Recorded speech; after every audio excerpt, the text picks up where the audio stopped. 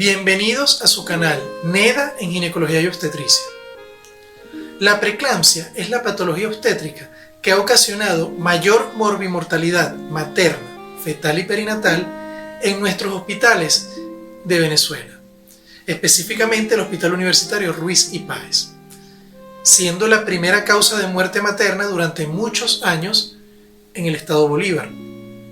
Así tenemos que a nivel mundial 75.000 mujeres mueren al año producto de la preeclampsia y 500.000 recién nacidos fallecen, ya sea por patologías propias de la enfermedad o producto de la prematuridad. Motivo por el cual se han realizado iniciativas con la finalidad de reducir esta cantidad de casos de preeclampsia que están afectando de manera significativa la salud materno-infantil. A continuación les presentamos la predicción y prevención en preeclampsia, cuyas pautas fueron establecidas por la Federación Internacional de Ginecología y Obstetricia, FIGO, en su iniciativa para la reducción de la morbimortalidad materna, fetal y perinatal por esta grave patología, así como también adaptar conductas a nuestro medio, ya que muchos de los procedimientos que se deben emplear para la predicción de preeclampsia en edades tempranas son de alto costo.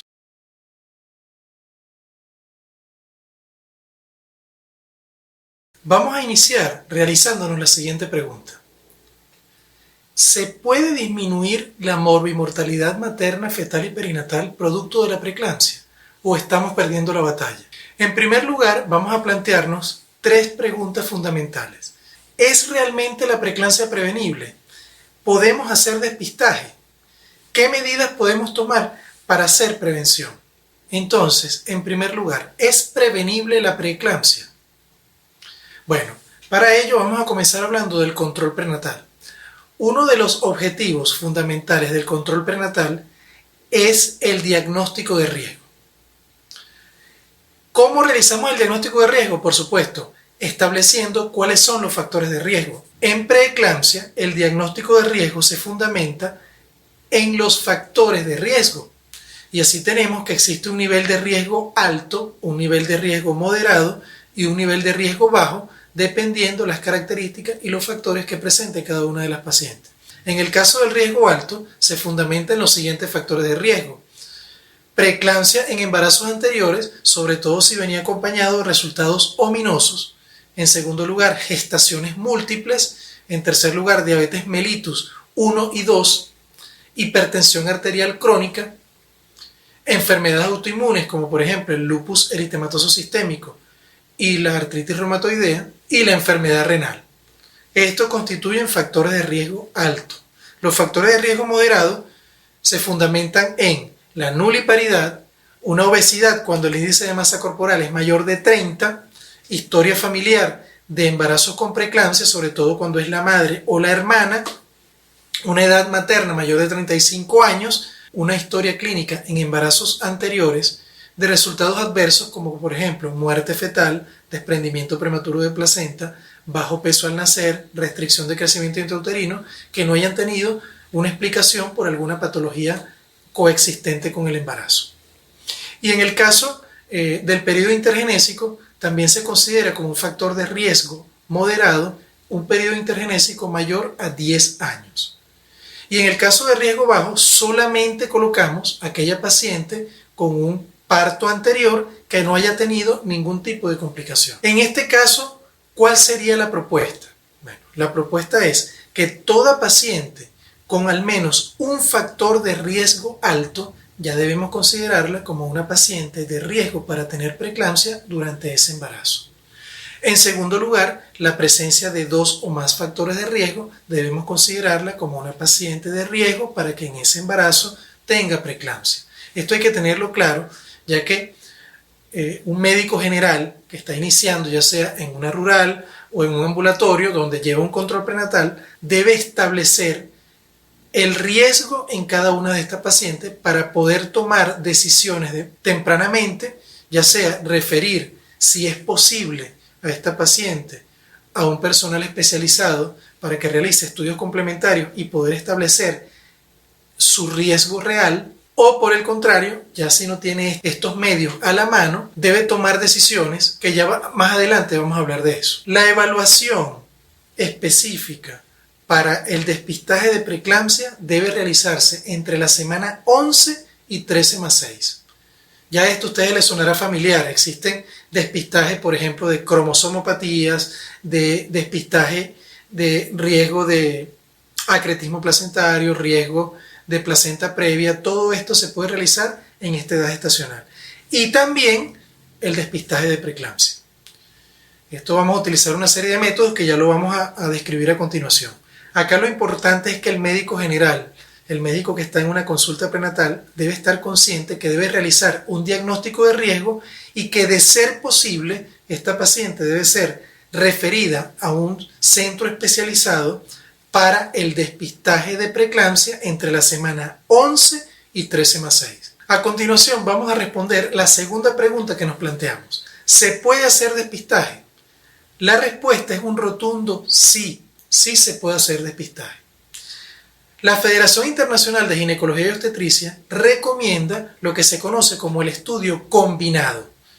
Aquí vamos a estudiar lo que corresponde con los factores de riesgo, la toma de tensión arterial en ese momento, la realización de 2 estudios bioquímicos en suero materno, que son la proteína plasmática derivada de la placenta A, que es la PAP-A, y el segundo factor bioquímico es el factor de crecimiento placentario. Todos estos factores deben ir unidos con la toma del Doppler de la arteria uterina. Ahora bien, esto es en un mundo ideal, vamos a decirlo así, en el cual tenemos todo a la mano, podemos realizar todas las evaluaciones correspondientes y tenemos acceso a la realización de un estudio bioquímico de la proteína plasmática PAP-A y del factor de crecimiento placentario.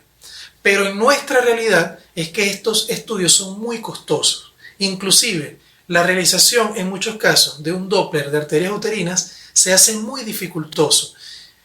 De tal manera que debemos tomar acciones dependiendo cada caso para poder hacer prevención en preeclampsia y disminuir la morbimortalidad materna, fetal y perinatal. ¿Cómo hacemos esto? Bueno, debemos adaptar a nuestra realidad este estudio maravilloso. ¿Ok? ¿Cómo adaptamos a nuestra realidad esto? Bueno, en primer lugar, si no tenemos a la mano para realizar los estudios bioquímicos, no lo hacemos. Pero debemos realizar el estudio de factores de riesgo y el estudio del Doppler de la arteria uterina. Así tenemos el llamado test de contingencia, que consiste en, si la paciente presenta un factor de riesgo alto o presenta 2 factores de riesgo moderado y un Doppler de arterias uterinas alterado, que en este caso sería la realización del Doppler por un personal entrenado en esto, donde vamos a obtener un resultado específico mediante el promedio de ambas arterias uterinas en una medición que se conoce como índice de pulsatilidad. Aquí nos va a dar un resultado, y si este resultado es mayor a 2,35 en el promedio de ambas arterias uterinas, esta es una paciente que ya la catalogamos como riesgo alto de tener preeclampsia. Ahora, ustedes dirán, bueno, pero si yo estoy en un sitio lejano, en un ambulatorio donde la paciente no va a tener acceso a la realización de un Doppler de arteria uterina, bueno, en ese caso de no tener acceso, se debe establecer el riesgo en base a los factores de riesgo. Es decir, si tenemos un factor de riesgo alto o 2 factores de riesgo moderado, ya debemos catalogar a esta paciente como una paciente de riesgo alto para tener preeclampsia y podemos tomar decisiones. Por supuesto, la decisión ya la vamos a ver a continuación, pero debemos tener claro que lo que debemos hacer como médico general es, una vez establecido el diagnóstico de riesgo en base a los factores, debemos remitir a esta paciente a un centro especializado. Solamente si no tenemos la posibilidad, ya sea por el difícil acceso, los bajos recursos económicos del paciente, solo en ese caso el médico general tendrá la potestad de iniciar el tratamiento preventivo, que ya lo vamos a mencionar. ¿Qué medidas podemos tomar para hacer prevención? Básicamente, la principal medida que podemos tomar es la indicación de aspirina. La aspirina o el ácido acetil salicílico ha demostrado tener un efecto muy positivo sobre la preeclampsia. Se ha demostrado mediante un estudio llamado el estudio ASPRE, realizado en 2017 en el Reino Unido, que reduce la aparición de preeclampsia temprana en un 65%. Y como todos sabemos, la preeclampsia en edades gestacionales tempranas tiene una mayor morbimortalidad, tanto materna como perinatal, ya que un recién nacido prematuro tiene mayor posibilidad de no sobrevivir si a todo esto le añadimos que es una paciente con preeclampsia. Entonces, un medicamento de fácil adquisición, de bajo costo, inocuo para el embarazo, que nos va a permitir reducir en un 65% la preeclampsia en edades tempranas, nos va a permitir reducir la morbimortalidad materna, fetal y perinatal. ¿Cómo se indica la aspirina? 150 miligramos en la noche antes de acostarse. 150 miligramos es la dosis que se estableció en el estudio ASPRE como la indicada para realizar prevención en preeclampsia. Ahora, la dosis recomendada por la Federación Internacional de Ginecología y Obstetricia es más de 100 miligramos. ¿A qué pacientes vamos a indicarle la aspirina? Recuerden siempre que si usted es un médico general que se encuentra en una rural, siempre debe pensar que cuando realiza diagnóstico de riesgo, esa paciente debe ser remitida a un centro especializado. Si y solo si la paciente no tiene posibilidades de ir a un centro especializado porque es de difícil acceso, porque tiene muy bajos recursos económicos, el médico general debe iniciar la aspirina. Y esto está muy sustentado. Existen estudios recientes donde se determina que el uso de la aspirina en todas las pacientes embarazadas aumenta mucho más la prevención en preeclampsia que si se usa solo en pacientes de riesgo. Es decir, que el camino que llevamos es probablemente a que en un futuro indiquemos aspirina a todas las pacientes embarazadas. La Federación Internacional de Ginecología y Obstetricia recomienda una aplicación realizada por la Fetal Medicine Foundation, donde vamos a recoger todos esos factores y esto nos va a dar un resultado, y este resultado, dependiendo cuál sea, nos va a dar que la paciente presenta un riesgo alto o no. Nosotros colocamos en la aplicación cada uno de los ítems correspondientes a la tensión arterial, al factor de riesgo que tenga la paciente, la edad, los valores expresados en múltiplos de la mediana, tanto de la PAP-A, el factor de crecimiento placentario, así como también el valor del índice de pulsatilidad promedio de las arterias uterinas. Si este resultado nos da mayor a 1 sobre 100, y cuando hablamos mayor de 1 sobre 100 decimos, por ejemplo, 1 sobre 100, 1 sobre 90, 1 sobre 80, este tipo de valores nos va a dar riesgo alto para preeclampsia y debemos instaurar inmediatamente el tratamiento con aspirina. En el caso que la paciente tenga menos de 1 sobre 100 y hablamos de 1 sobre 200, 1 sobre 500, 1 sobre 1000, en este caso la paciente tiene un riesgo bajo de tener preeclampsia y no estaría indicado la utilización de aspirina. Entonces, el tratamiento con la aspirina es 150 miligramos, que estaríamos hablando de una aspirina y media de 100 miligramos, lo que se conoce como la aspirina de niños. Se coloca 150 miligramos y se le puede administrar a la paciente en la noche antes de acostarse, que la Federación Internacional de Ginecología y Obstetricia recomienda que sea antes de las 16 semanas hasta las 28 semanas, lo que es el inicio.